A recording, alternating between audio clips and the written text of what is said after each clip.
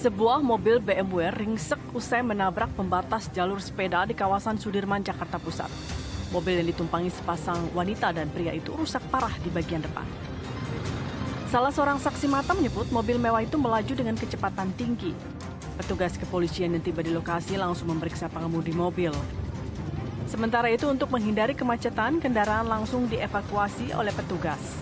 Kendaraan beserta pengemudi mobil ke kantor Laka Lantas Polda Metro Jaya.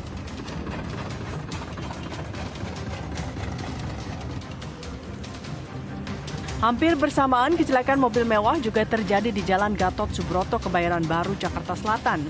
Sebuah minibus ringsek akibat menabrak beton pembatas jalur bus Transjakarta. Kecelakaan tunggal ini bermula ketika minibus yang ditumpangi suami istri melaju dengan kecepatan tinggi dari arah Cawang menuju Semanggi. Kecelakaan ini diduga akibat pengemudi kehilangan konsentrasi karena pengaruh minuman beralkohol. Kronologis kejadian untuk kedua pasangan suami istri ini datang dari arah timur mengarah ke barat, mau pulang ke rumah, ke daerah Pluit. Nah, tiba-tiba sampai di TKP ini menabrak daripada traktor busway. Kalau dilihat dari segi kerusakan mobilnya, ini bisa dibilang lumayan kencang. Pada dapat informasi ada pengaruh alkohol atau seperti apa yang Bapak ketahui gitu Pak? Ya, sepertinya kalau dilihat dari kecelakaan ini sepertinya ada. Untuk kepentingan penyelidikan, kendaraan dibawa ke Ditlantas Polda Metro Jaya.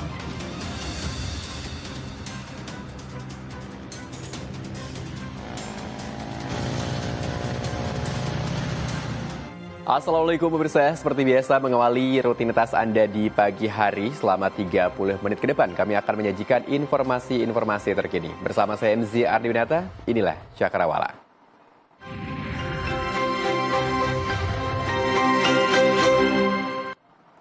Ya, masih seputar kecelakaan pemirsa. Satu unit mobil angkutan kota jurusan Rangkas Bitung Sajira tiba-tiba terbakar di Jalan Raya Rangkas Bitung Cipanas di Desa Pajagan, Kabupaten Lebak, Banten. Angkutan kota itu diduga terbakar karena korsleting listrik pada bagian mesin. Beruntung tidak ada korban dalam peristiwa ini.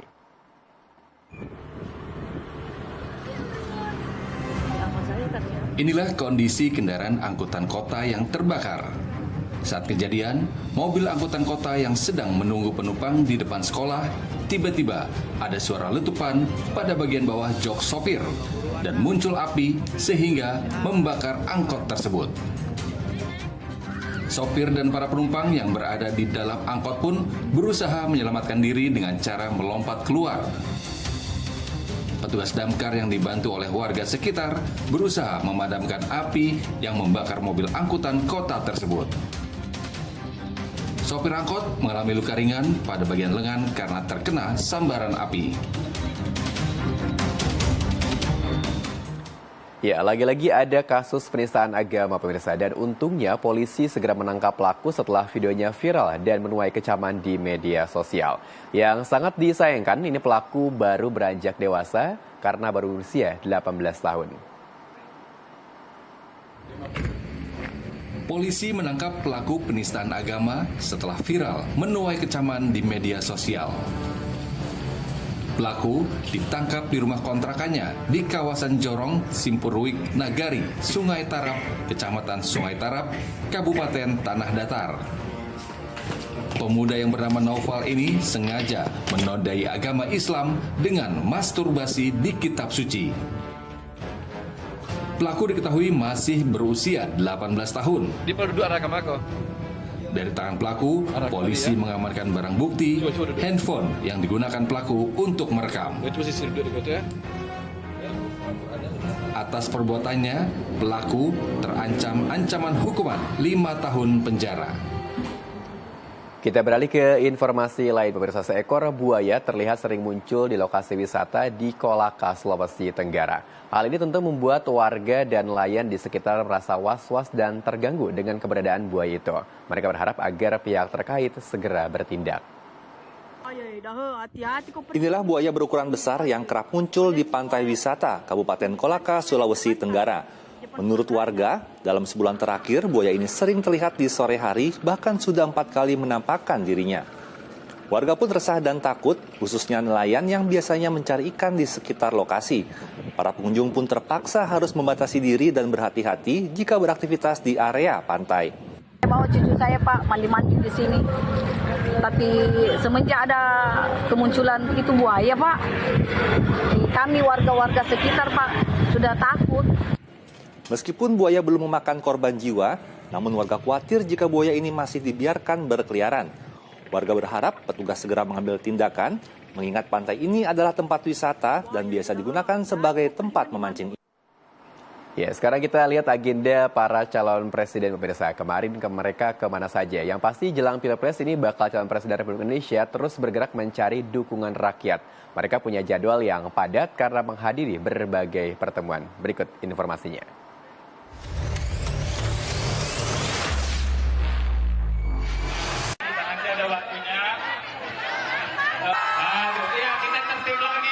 Baca Pres Ganjar Pranowo kembali menerima keluhan dari petani terkait pupuk hingga harga pangan, khususnya beras dan cabai yang mengalami kenaikan harga. Keluhan sejumlah petani ini disampaikan langsung saat Ganjar bertemu petani di Desa Silulu, Kecamatan Gunung Malela, Kabupaten Simalungun, Sumatera Utara. Ganjar menekankan pentingnya intervensi pemerintah untuk mencapai stabilisasi harga pangan termasuk juga mendorong modernisasi di bidang pertanian. Ganjar juga menyebutkan perlunya pelatihan dan fasilitas bagi para petani organik dengan melibatkan peran penting penyuluh dan dinas pertanian untuk memberikan pendampingan kepada para petani. Dimanjakan masa dulu, makanya sekarang petani itu tidak memanfaatkan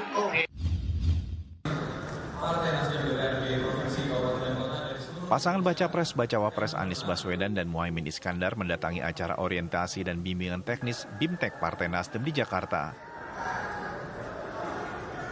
BIMTEK kali ini berfokus dalam menghadapi kontestasi politik, mengangkat tema It's Time Restorasi.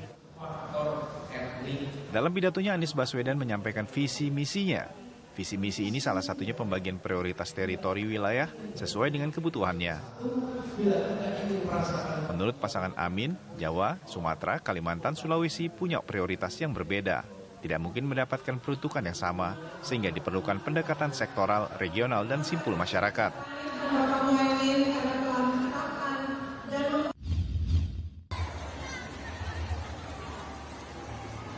Sementara itu, Baca Pres dan juga Menteri Pertahanan RI Prabowo Subianto berkunjung ke Pondok Pesantren Sunan Derajat Lamongan, Jawa Timur. Prabowo langsung disambut ribuan santri dan melakukan pertemuan dengan Kiai Haji Abdul Ghafur secara tertutup selama 10 menit. Prabowo bersilaturahmi dan meminta doa restu ke Kiai Haji Abdul Ghafur dan ribuan santri. Dalam pidatonya, Prabowo mengucapkan terima kasih atas sambutan dan dukungan yang diberikan pihak pesantren.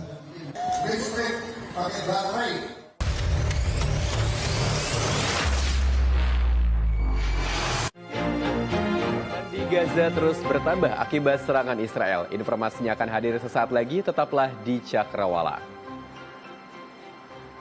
Terima kasih pemirsa Anda yang masih kembali bersama kami di Cakrawala. Ya, pemirsa, lebih dari 11.000 warga Gaza Palestina tewas dalam 6 pekan pertempuran di tanah air mereka. Di tengah suasana duka cita juga ada kepiluan ketika lebih dari 1,5 juta warga Gaza terpaksa mengungsi.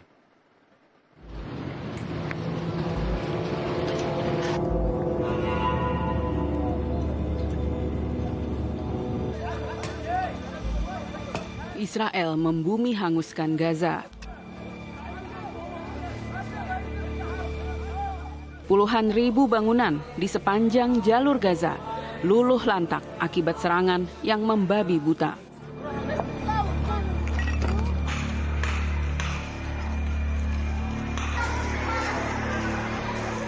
Para Zionis berdalih membidik tempat-tempat persembunyian kelompok Hamas.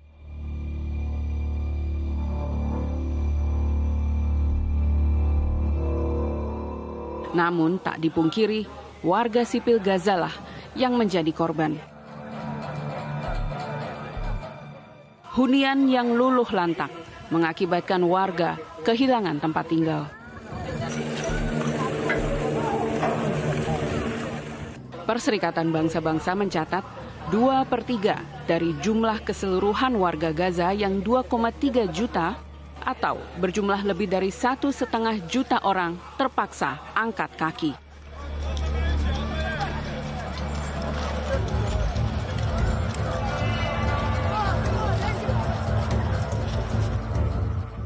Sejumlah pihak menjuluki arus pengungsian warga ini Nakba kedua.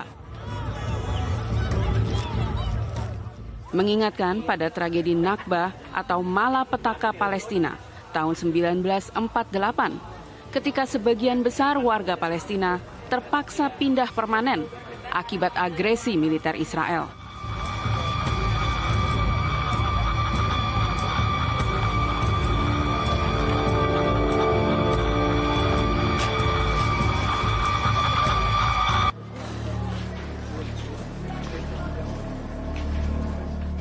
Perang Gaza sejak 7 Oktober lalu mengakibatkan 11.078 warga sipil Palestina kehilangan nyawa.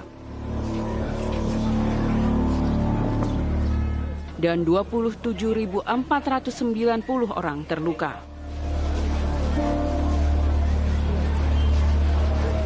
Sebagian besar di antara korban adalah perempuan dan anak-anak.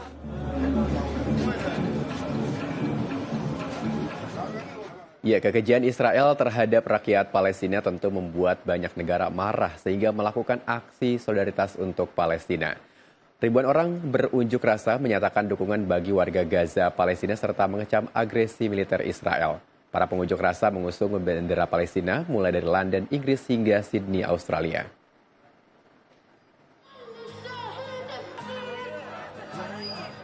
Aksi solidaritas untuk Gaza Palestina datang dari saudara-saudari yang juga tinggal di tanah Palestina, yaitu Ramallah, tepi barat. Mereka mengecam Israel yang telah menyerang Gaza serta Jenin tepi barat beberapa hari lalu. Belasan orang di tepi barat Palestina tewas akibat serangan tersebut. Sebagian besar korban adalah pejuang Hamas.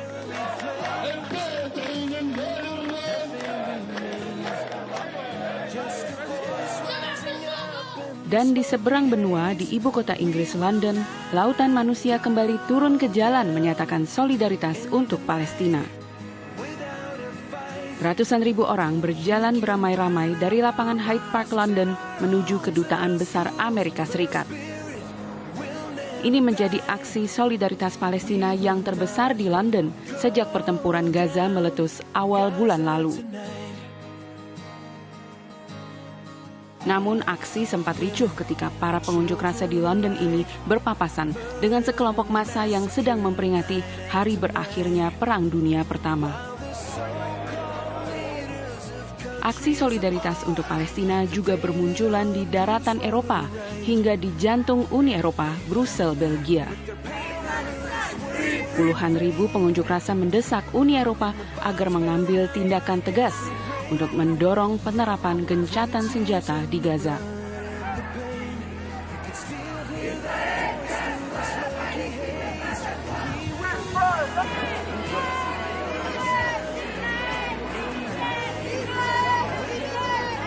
Dan di kota terbesar Australia, Sydney, ribuan orang berkumpul menyatakan dukungan untuk warga Palestina di Gaza. Mereka mengecam tindakan Israel dan menyerukan merdekakan Palestina serta akhiri apartheid. Aksi solidaritas bela Palestina pemirsa juga berlangsung di Bumi Pertiwi. Aksi bela Palestina digelar di Kota Bekasi, Jawa Barat. Ribuan peserta aksi yang membadati jalan raya ini juga turut menggalang donasi untuk membantu meringankan penderitaan rakyat sipil Palestina yang menjadi korban kebrutalan Zionis Israel.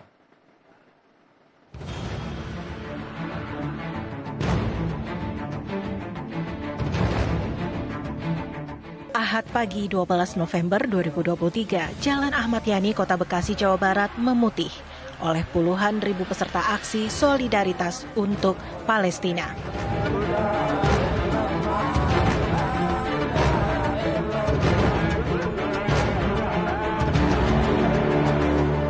Sejak pukul 6 pagi mereka berbondong-bondong dari berbagai wilayah menuju lokasi aksi. Mengenakan segala atribut dan membawa berbagai poster dukungan, mereka menggaungkan pesan kemanusiaan, perdamaian, dan keadilan untuk Palestina. kenapa Bu menyempatkan waktu ke sini nih? Harus bagi saya mendukung Palestina dalam kewajiban kita sebagai umat muslim. Walaupun kita berada jauh dari sana, tapi hati kita satu sama-sama muslim. Apalagi di sana ada Masjidil Aqsa, merupakan tanggung jawab semua umat Islam di seluruh dunia. Kita berkumpul di sini dengan harapan Palestina bisa merdeka, gitu ya, dan Israel bisa segera menghentikan serangan.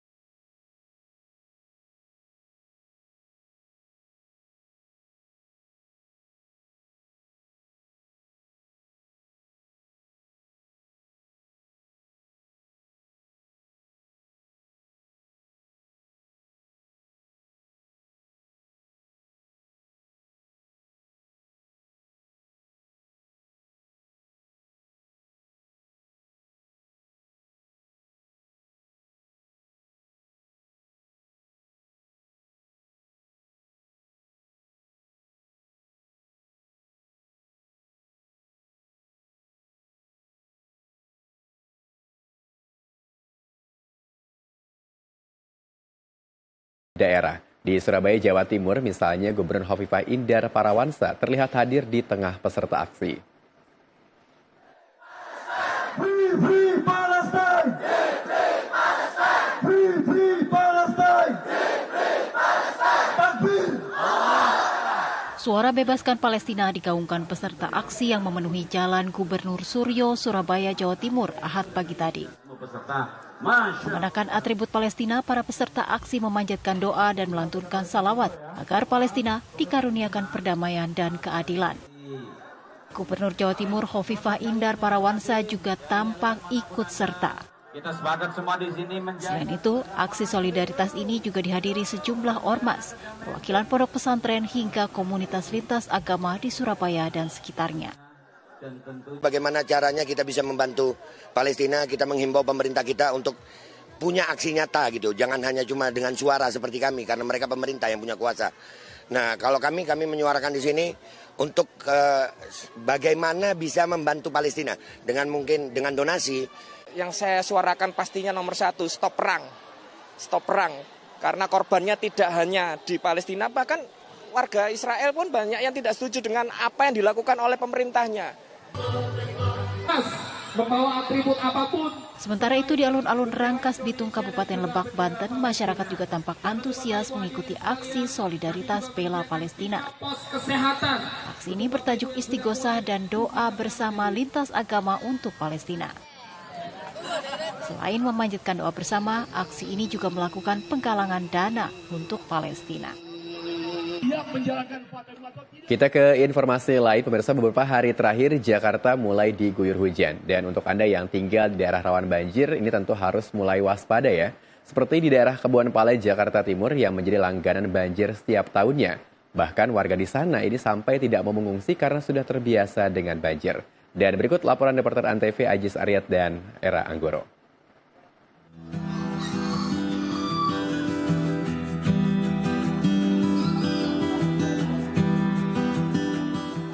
Ya pemirsa, di wilayah Kebun Pala, Kampung Melayu, Jakarta Timur ini memang menjadi salah satu wilayah langganan banjir.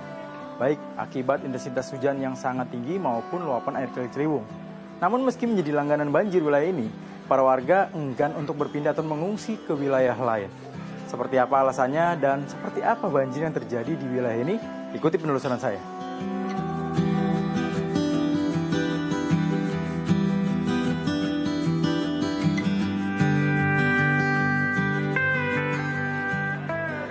Halo Pak, misi Pak. Saya Aziz Pak dari Antv. Boleh ngobrol-ngobrol sedikit Pak?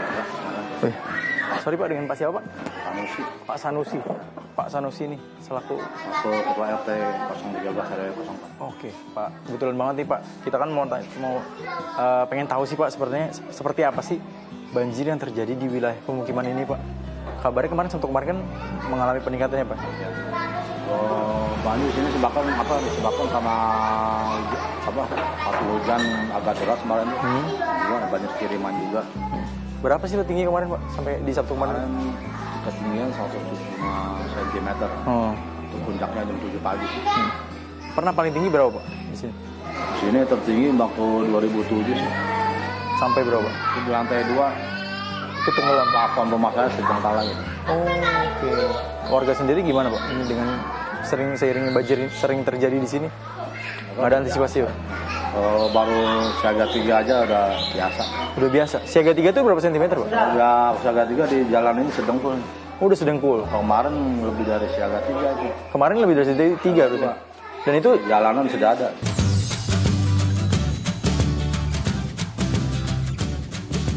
Kalau banjir gitu Bapak gimana Pak sama keluarga nih? Ada di atas aja. Oh di atas? Iya, kan ada 3 tingkat. Oh ada 3 lantai. Oke. Nggak mengungsi Pak ya? Pak kenapa sih nggak mau rencana mengungsi Pak? Gitu maksudnya kalau banjir? Udah biasa. Udah biasa ya? Biasa di sini. Kan nggak capek gitu ngepel? Udah biasa. Biasa. Tiap tahun banjir terus. Kalau banjir ternyata malam gitu Pak, motor masih di sini? Enggak, udah ada kabar dari HP kan. Oh udah ada kabar dari handphone? Tahuan udah. Oh, oke. Terbesar kapan Pak, tahun berapa ini Pak? 2007. 2007. Sampai atas loteng. Sampai atas loteng? Atas loteng segini juga nih. Oh, oke. Itu tetap nggak ngungsi tuh Pak ya? Ngungsi itu Pak. Itu baru ngungsi? Ngungsi baru. Berarti warga akan ngungsi kalau tingginya sampai di atas loteng? Oh, oke. Ngungsi semua. Ngungsi semua, oke. Ada di gereja depan tuh. Iya. Penuh itu. Oke.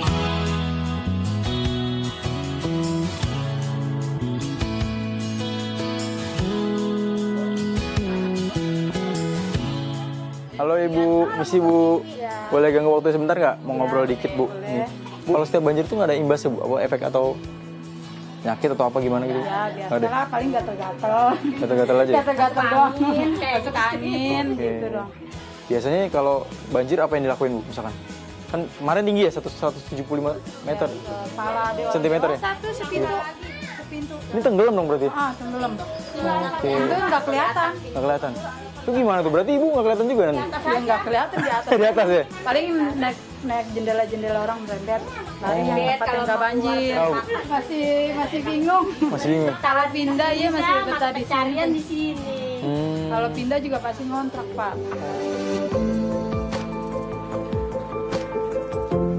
Para warga enggan untuk berpindah dari wilayah ini karena memang sudah terbiasa dengan banjir, bahkan mereka mengaku sudah nyaman adanya di wilayah ini. Tapi tidak menutup kemungkinan mereka juga masih berharap adanya bantuan dari pemerintah ataupun relokasi yang akan diberikan oleh pemerintah. Aziz Aryat, Era Canggih, laporkan. Dan informasi tersebut pemirsa sekaligus mengakhiri perjumpaan kita di Cakrawala pada pagi ini. Jangan lupa selainnya akan ada program kasus viral yang menegangkan dan jenaka. Saya MZ Ardina Tonudiri, terima kasih banyak, sampai jumpa dan wassalamualaikum.